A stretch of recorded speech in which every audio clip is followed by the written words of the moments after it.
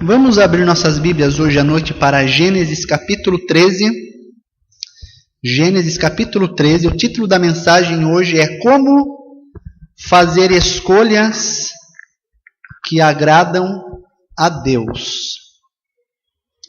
Gênesis capítulo 13, do versículo 1 até o 18. Saiu, pois, Abrão do Egito para o Neguebe, ele e sua mulher e tudo o que tinha, e Ló com ele. Era Abrão muito rico, possuía gado, prata e ouro. Fez as suas jornadas do Neguebe até Betel, até o lugar onde primeiro estivera a sua tenda, entre Betel e Ai, até o lugar do altar que outrora tinha sido feito. E aí Abraão invocou o nome do Senhor. Ló, que ia com Abrão, também tinha rebanho, gado e tendas. E a terra não podia sustentá-los, para que habitassem juntos, porque eram muitos os seus bens, de sorte que não podiam habitar um na companhia do outro. Houve contenda entre os pastores de gado de Abrão e os pastores de gado de Ló. Nesse tempo, os cananeus e os fariseus habitavam esta terra. Disse Abrão a Ló: não haja contenda entre mim e ti, e entre os meus pastores e os teus pastores, porque somos parentes chegados. Acaso não está diante de ti toda a terra? Peço-te que te apartes de mim. Se fores para a esquerda, irei para a direita. Se fores para a direita, irei para a esquerda. Levantou Ló os olhos e viu toda a campina do Jordão, e que era toda bem regada, antes de haver o Senhor destruído Sodoma e Gomorra, como o jardim do Senhor, como a terra do Egito, como quem vai para Zoar. Então Ló escolheu para si toda a campina do Jordão, e partiu para o oriente, separando-se um do outro. Habitou Abrão na terra de Canaã, e Ló nas cidades da Campina, e ia armando as suas tendas até Sodoma. Ora, os homens de Sodoma eram maus e grandes pecadores contra o Senhor. Disse o Senhor a Abrão, depois que Ló se separou dele: ergue os teus olhos e olha desde onde está, para o norte, para o sul, para o oriente e para o ocidente. Porque toda a terra que vês, eu te darei a ti e a tua descendência para sempre. Farei a tua descendência como o pó da terra, de maneira que se alguém puder contar o pó da terra, então se contará também a tua descendência. Levanta-te, percorre esta terra no seu comprimento e na sua largura, porque eu te darei. E Abrão, mudando as suas tendas, foi habitar nos carvalhais de Manre, que estão junto a Hebrom, e ali levantou um altar ao Senhor. Vamos orar. Senhor Deus, todos os dias nós temos que fazer escolhas, nós temos que tomar decisões, e essas decisões vão afetar diretamente a nossa vida. Nós queremos ter direcionamento da Tua Palavra para decidir aquilo que traz honra e traz glória ao Teu nome. Por isso nós pedimos que nessa noite o Senhor esteja nos instruindo através das Escrituras, nos mostrando pelo Teu Espírito Santo quais são, ó Deus, os elementos que devem fazer parte da nossa vida, para que possamos fazer escolhas que trazem honra e glória ao Teu nome. Nós pedimos essas coisas em nome de Jesus. Amém. Desde a criação do homem, no capítulo 1 de Gênesis, Deus deu ao homem a responsabilidade de fazer escolhas. Essas escolhas vão desde coisas bastante simples, como escolhas de aspecto moral. Então, por exemplo, hoje eu tinha que vir para o culto e eu tinha que escolher uma gravata. Era uma decisão simples. Abri o guarda-roupa, tinha várias gravatas, olhei a que mais me agradou hoje e eu peguei a gravata vermelha, de listinha branca, e coloquei a gravata vermelha. Ganhei do Mauro essa gravata aqui já faz um tempo, né? E fiz essa escolha.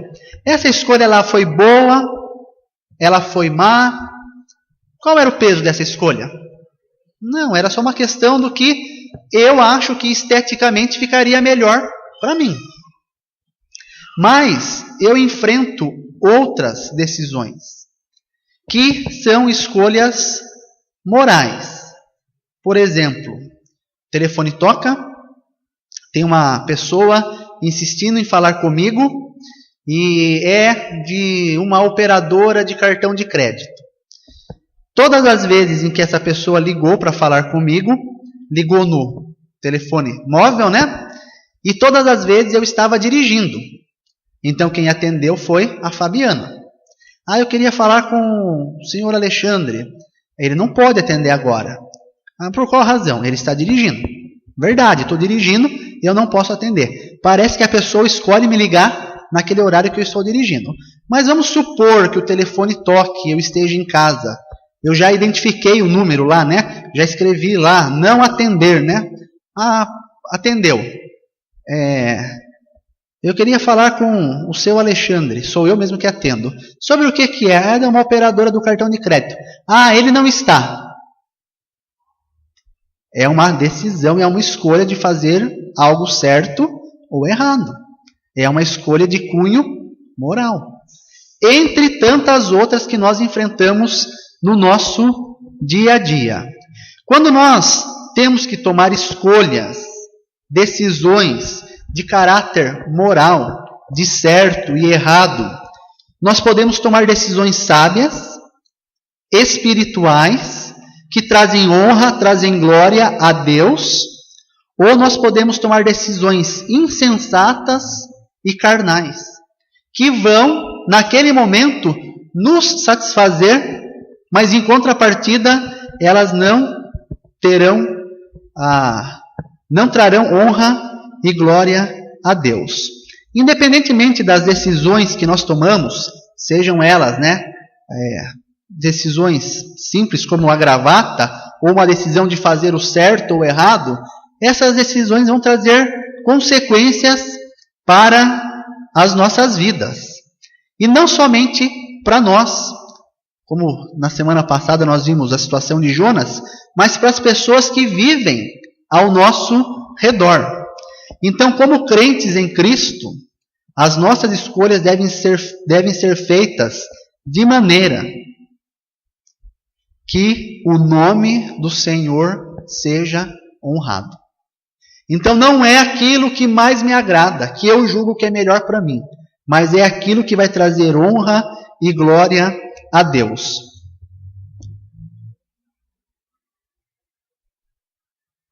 Hoje à noite, lendo esse trecho aqui de Gênesis, nós encontramos uma situação onde duas pessoas, dois homens, tinham que tomar uma decisão. Eles tinham que fazer uma escolha. E um deles decidiu aquilo que ele julgava ser melhor para ele, e o outro decidiu aquilo que ele julgava ser melhor para a honra e glória de Deus. Então esses dois personagens bíblicos, com suas escolhas e suas consequências, tornam-se um modelo de pessoas que nós podemos seguir o exemplo para tomarmos decisões. Só lembrando que essas decisões afetaram diretamente a vida deles e também das pessoas que viviam ao seu redor. Então, primeiro modelo de escolha, a escolha que traz honra, a escolha que traz glória a Deus, é a escolha de Abrão. Quem era Abrão? Abrão era aquele homem que no capítulo 12 foi chamado por Deus para ser abençoado e para tornar-se o pai de uma grande nação. Deus já tinha falado a Abraão, capítulo 12, versículo 5, eu lhe darei toda essa terra. E chega um momento em que Abraão tem que fazer uma escolha, tem que fazer uma decisão. Qual era a decisão? Vou viver brigando com o meu sobrinho ou vou viver em paz com ele? Então ele decide com base na humildade. Então, primeiro item que nós vemos na decisão de Abraão, humildade. A promessa da terra foi feita a Abraão. Ele tinha o direito de despedir Ló. Ele podia chegar para Ló e falar: Ló, algum tempo atrás, quando meu pai morreu, você estava junto, estávamos vivendo juntos. Você lembra que Deus falou para mim: Abraão, eu vou dar para você uma terra por herança. E tem mais, Deus disse assim para mim: olha, deixa seus parentes, mas eu, por amor a você, trouxe você junto comigo. E agora, a nossa convivência já não é mais uma convivência agradável, não é uma convivência pacífica. Então, eu peço a você que vá embora. Você já tem seus bens, você tem sua propriedade, vai embora. Vai, escolhe e vai embora. Abraão podia ter simplesmente despedido, mandado embora Ló. Por quê? Porque a promessa havia sido feita a Abraão. Mas olha o versículo 9.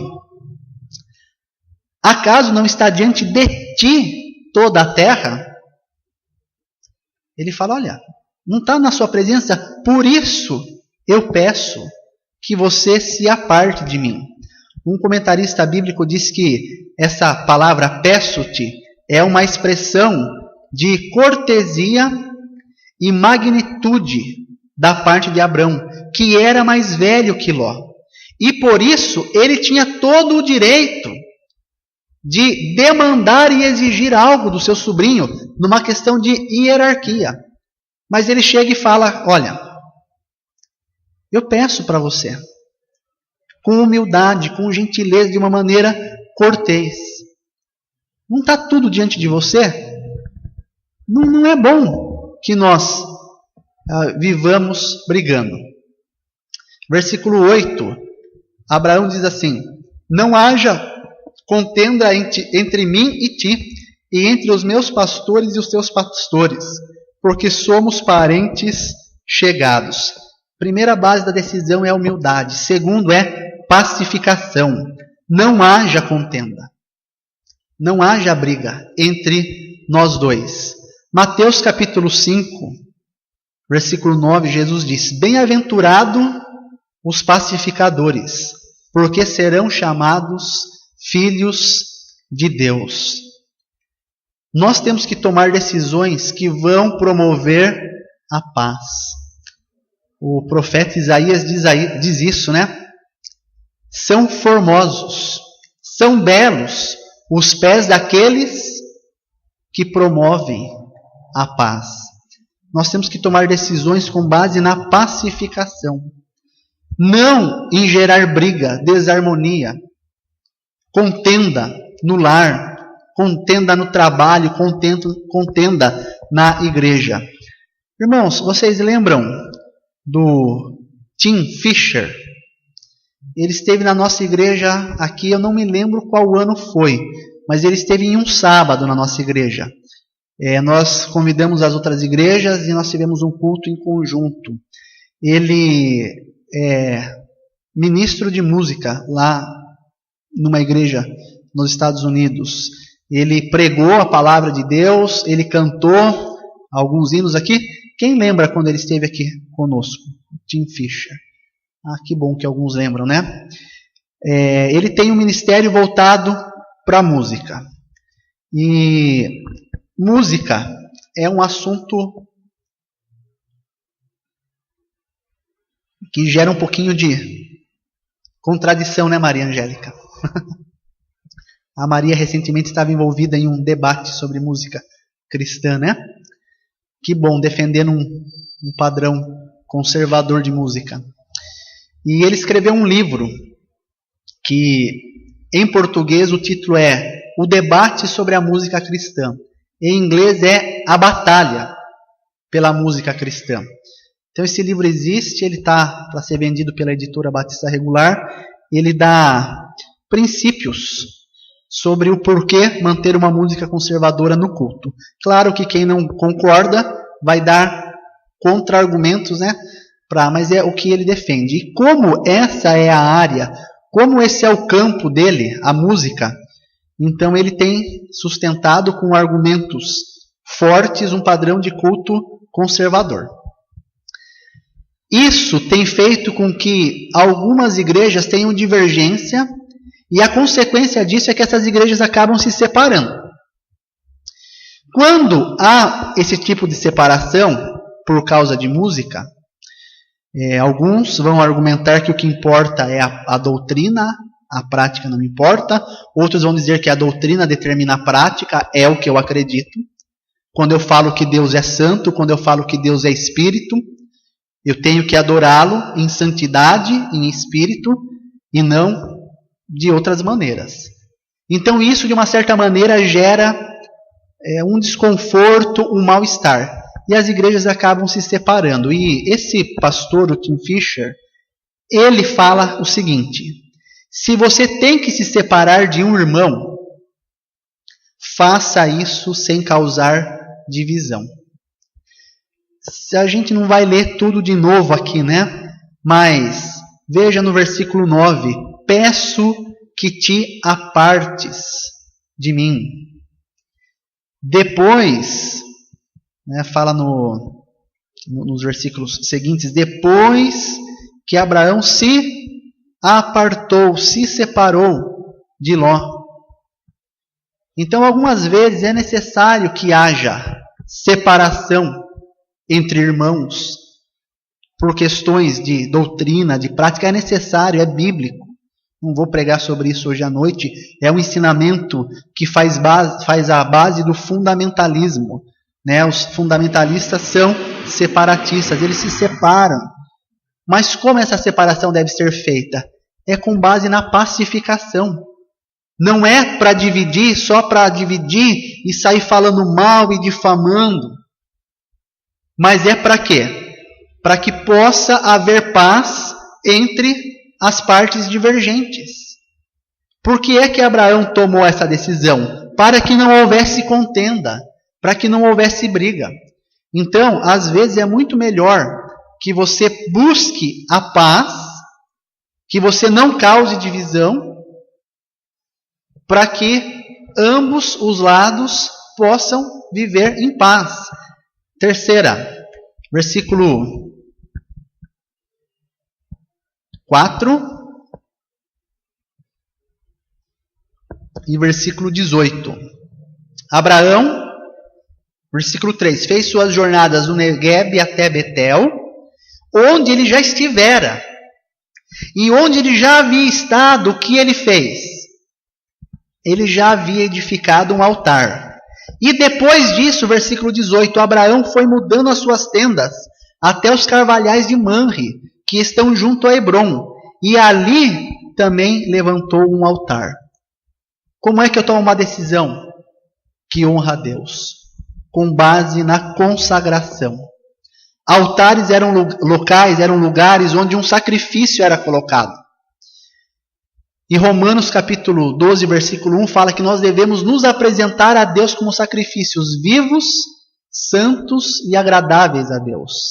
Então as minhas escolhas devem ser baseadas em consagração e entrega a Deus. Então quando eu tenho que decidir algo, eu tenho que perguntar: Senhor, como isso vai redundar em honra e glória ao seu nome? Então nós devemos tomar decisões baseadas em humildade, em pacificação e em consagração. O segundo modelo de escolha é representado pela pessoa de Ló. Por que Ló era um homem abençoado? Porque Ló era um homem próspero. Versículo 5 fala: Ló era um homem abençoado, Ló era um homem próspero, porque ele estava com Abraão. Lembra lá no capítulo 12? Sê tu uma bênção. Aqueles a quem você abençoar, eu também abençoarei. E a presença de Abraão na vida de Ló fez com que Ló fosse uma pessoa abençoada. Você quer ser uma pessoa abençoada? Ande com pessoas abençoadas. Se você andar com pessoas abençoadas, que amam a Deus, que temem a Deus, que são humildes, que são pacificadoras, que são consagradas, você vai ser abençoado. Ló era abençoado por quê? Porque Ló ia, o verbo de andar, de caminhar junto com Abraão. Então, por isso ele era abençoado. E a bênção que veio na vida dele por estar com Abraão foi grande. Já pensou, chega um ponto que o rebanho dos dois era muito numeroso. E que não dava mais para morar juntos, para viverem juntos. De tão grande a bênção que Ló estava recebendo por estar com Abraão. O que é interessante? É interessante que a briga não foi entre Abraão e Ló. A briga foram entre os seus trabalhadores. Mas Abraão, sendo sábio, ele sabia que logo, logo haveria contenda entre tio e sobrinho, por causa de coisas materiais. Então Abraão, antevendo isso, com sabedoria, ele fala: vamos nos separar. E ele propõe para Ló: Ló, eu deixo você escolher. Eu deixo você tomar a decisão. Eu sou o herdeiro da promessa de Deus, mas eu dou a você esse privilégio. E Ló, em vez de falar de maneira nenhuma, Abraão, você que é o herdeiro da promessa. Escolha você e eu sigo outro caminho. Não. Ele começa a tomar suas decisões. Quais foram as bases dessas decisões? Versículo 11. Então Ló escolheu para si a campina do Jordão. Por que ele escolheu a campina do Jordão? Versículo 10. Porque ela era bem regada. Qual foi a base da decisão de Ló? Ele olhou, ele viu o que era melhor, ele viu o que agradava a si e decidiu com base no egoísmo. Eu vou fazer o que é melhor para mim. Não somos diferentes. Nós decidimos com frequência aquilo que é melhor para nós. Versículo 10. Ele decidiu em egoísmo, mas ele decidiu também em concupiscência. Ele levantou os olhos e viu. Lembra o que fala 1 João, capítulo 2?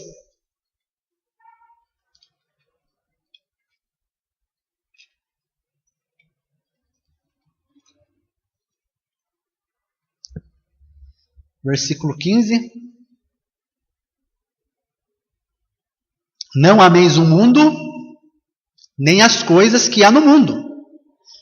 Porque se alguém amar o mundo, o amor do Pai não está nele.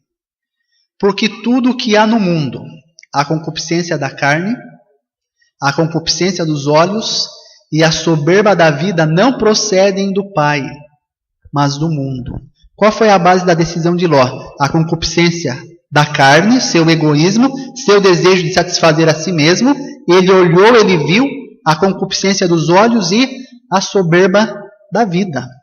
Quando nós escolhemos com base nas nossas concupiscências, o que quer dizer essa palavra difícil? Os desejos que habitam na nossa carne, nós não vamos fazer escolhas sábias. Nós vamos fazer escolhas que, num primeiro momento, podem até parecer agradáveis a nós, mas que a longo prazo vão trazer prejuízos para a nossa vida.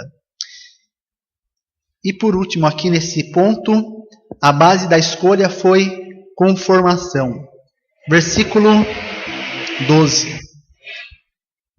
Abraão habitou na terra de Canaã, mas Ló nas cidades da campina. E o que ele fazia? Gradativamente, aos poucos, ele ia armando as suas tendas até a cidade de Sodoma. Ele foi se conformando com o mundo. Às vezes nós olhamos para a vida de algumas pessoas, ou para a nossa própria vida, e nós perguntamos: como foi que eu vim parar aqui? Em alguns casos, é resultado de um salto. Você pula. né? Como alguém que está na ponte e pula e vai parar lá no fundo do rio. Mas na sua grande maioria das vezes, não é. Na grande maioria das vezes é um processo de conformação. Aos poucos eu vou mudando a minha tenda para a cidade de Sodoma e Gomorra. E quando eu dou conta, eu já estou fazendo o que Ló estava fazendo. Estou assentado na porta da cidade. Estou sendo não só um morador, mas um participante ativo daquela cidade pecaminosa. Não é da noite para o dia. Conversei com alguém e falei sobre a questão da palavra de Deus. Hoje você recusa isso. Amanhã você recusa outra coisa. E depois outra coisa. E depois de um tempo, que sentido faz a Bíblia para você? Nenhum mais. Que sentido faz a igreja para você? Nenhum mais. E você vai falar, o que eu estou fazendo aqui? Se eu não concordo com o que está sendo feito. Não é do dia para a noite. É um processo gradativo. Romanos 12, versículo 2. Não vos conformeis com este mundo. O crente não pode assumir a forma do mundo. Não pode se conformar. Não pode pensar que as coisas que estão acontecendo são naturais, são normais. Ah, é assim mesmo. Não, nós não podemos. Não podemos tomar decisões com base na conformação. Primeiro modelo de Abraão, modelo de decisões sábias que trazem honra, glória a Deus, baseada em humildade, baseada em pacificação e baseada em consagração. Segundo modelo, Ló, decisões carnais que buscam só agradar a própria pessoa, decisões baseadas em egoísmo, em concupiscência e em conformação. Mas toda decisão traz um resultado. Tudo que você escolhe traz um resultado. Gálatas capítulo 6, versículo 7. Não vos enganeis, de Deus não se zomba. Aquilo que o homem semear, isso mesmo ceifará. E o versículo continua dizendo, por isso, aqueles que semeiam para a carne, da carne colherão corrupção. Aqueles que semeiam para o Espírito, do Espírito colherão a vida eterna. A vida cristã, a vida comum, é um princípio bíblico de semeadura e colheita. O que eu semeio é o que eu vou colher. Então, se eu decido plantar feijão, eu não posso esperar colher milho. Por quê? Qual foi minha escolha? Plantar feijão. Se eu quero colher milho, eu tenho que fazer o quê? Plantar milho. Porque se eu plantar milho esperando colher feijão, eu não vou. Então, se eu tomo decisões que vão trazer honra e glória a Deus, eu vou colher frutos que trarão honra, glória a Deus e que vão beneficiar a minha vida. Se eu decido tomar decisões que me agradam, eu não posso mais tarde me queixar das consequências. Então nós vemos aqui em terceiro lugar as consequências desses dois modelos de escolha, de agradar a Deus, quais são as consequências, e as consequências de decidir agradar a mim mesmo. Então, na vida de Abrão, quais foram as consequências? As consequências foram bem evidentes. Deus tornou-se amigo de Abraão. Tiago, capítulo 4, versículo 4, fala assim: infiéis, não sabeis que a amizade com o mundo é inimizade de Deus? E aqueles que querem ser amigos do mundo tornam-se inimigos de Deus. Se você quer ser amigo do mundo, tomar decisões egoístas, tomar decisões com base na conformação do mundo, tomar decisões com base na concupiscência, a palavra de Deus fala: você vai se colocar na posição de inimigo de Deus. Mas no mesmo Tiago, capítulo 2, versículo 23, fala: Abraão creu em Deus, isso lhe foi imputado para a justiça, e Abraão foi chamado, ou conhecido como amigo de Deus. Lá em Isaías 41, 8.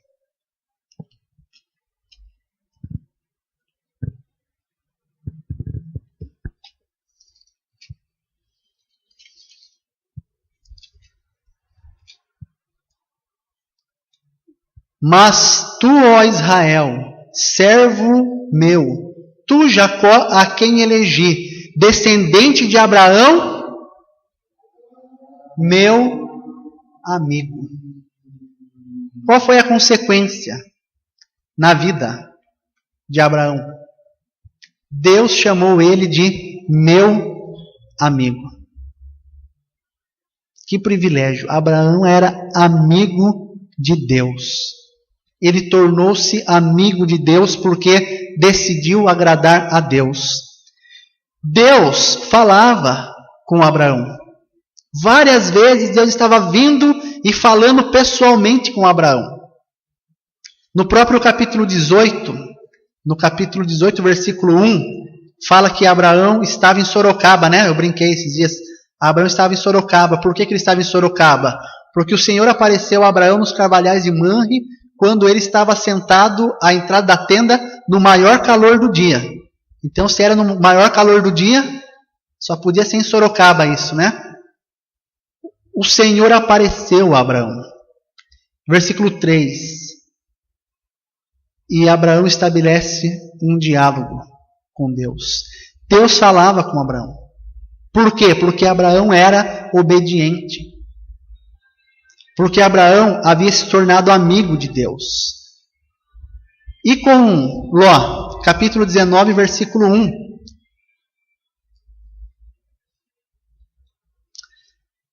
Ao anoitecer vieram 2 anjos a Sodoma e Gomorra, cuja entrada estava Ló assentado.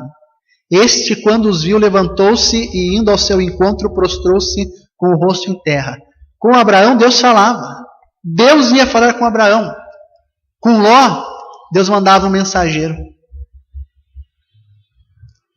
Não fazia questão de ir até onde Ló estava. Deus mandava um mensageiro.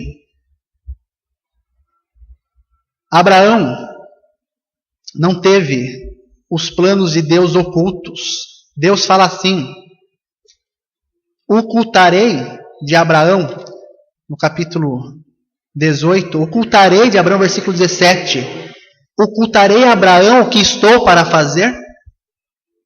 Vou esconder do meu amigo o que eu vou fazer?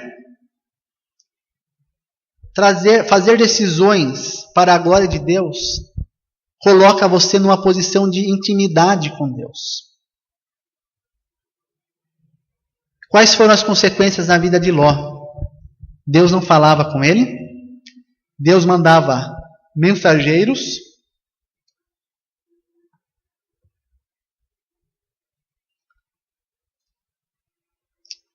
e isso trouxe sérios problemas.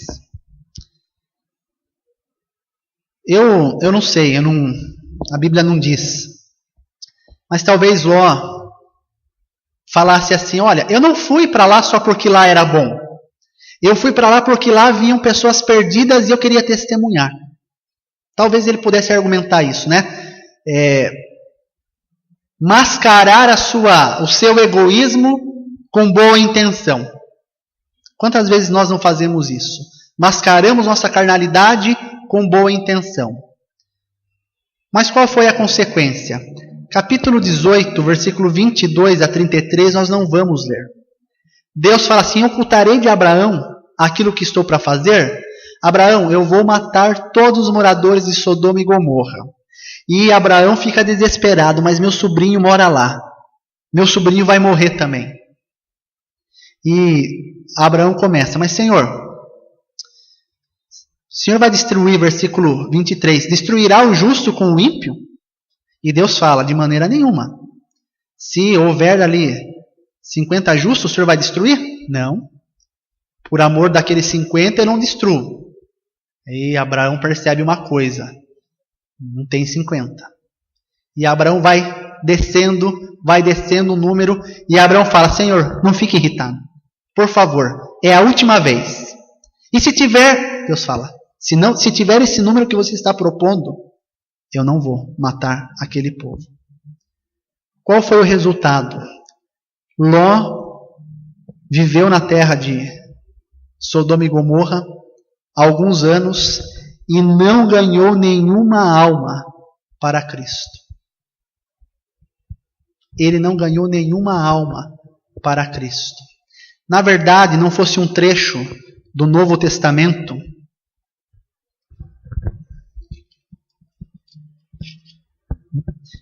Segunda Pedro, capítulo 2, versículo 7, e livrou o justo Ló, afligido pelo procedimento libertino daqueles insubordinados.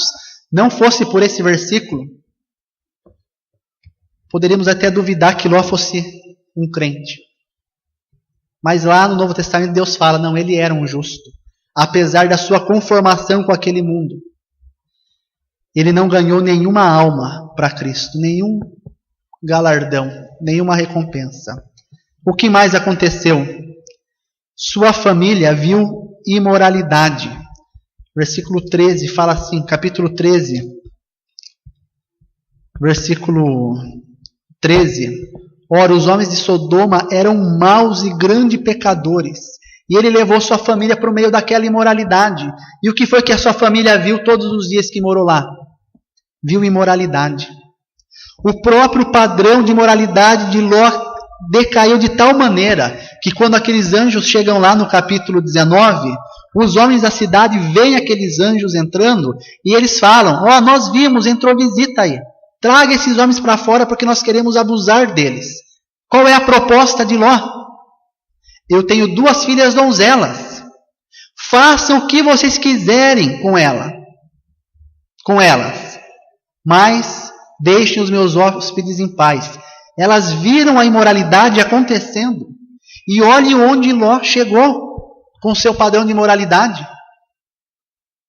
Que consequência triste, trágica. Ló perdeu a sua credibilidade. Capítulo 19, versículo 14. Então Ló falou aos seus genros, aos que estavam para casar com suas filhas, e disse, levantai-vos e saí deste lugar, porque o Senhor há de destruir a cidade. E qual foi a consequência? Acharam, porém, que Ló gracejava com eles. Não tinha credibilidade nenhuma. Ele falava e nem os seus genros acreditavam. Perdeu a sua credibilidade. Capítulo 19, versículo 26. Quando Deus está destruindo a cidade, fala que a mulher de Ló descumpriu a ordem de Deus. Deus disse, vai embora, esquece, olha para frente e vai embora. E a Bíblia fala que do último lugar, lá de trás na fila, ela olha para trás. E o que acontece? Vira uma estátua de sal.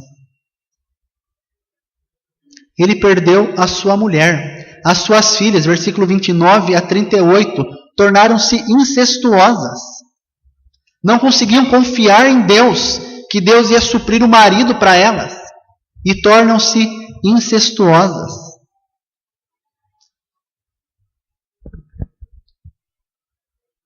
Eu quero terminar lendo 2 frases de 2 filósofos.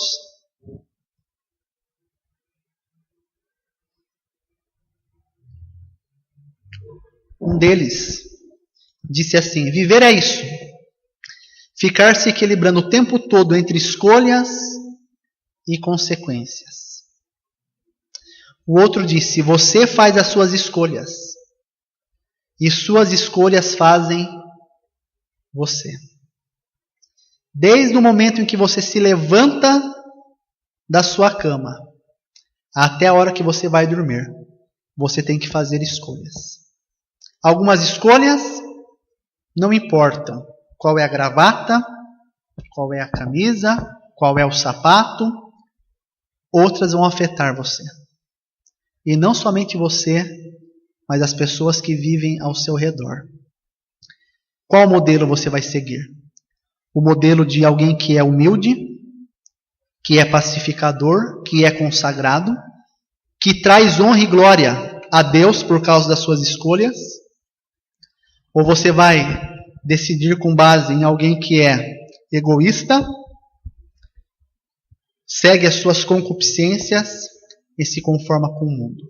Você vai fazer as suas escolhas e suas escolhas farão você. Daqui uns anos, você vai estar colhendo o fruto daquilo que você plantou. Por isso, meu desafio hoje à noite é: escolha hoje a sua semente. Vamos orar.